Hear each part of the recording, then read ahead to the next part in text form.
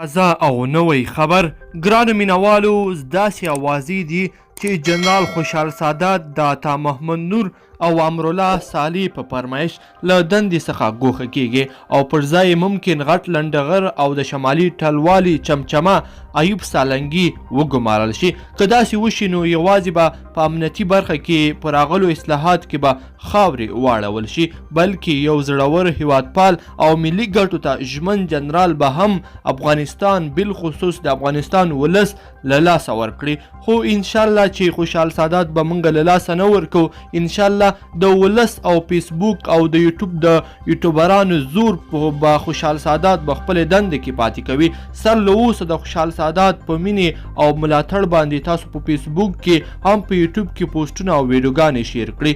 جنرال سادات په 9 میاشتو کې افغانستان له کوم حالت څخه کوم ته ورساو. ای افغانانو، د اتلانو ملاتړ وکړئ، په ژوندون یې وکړئ.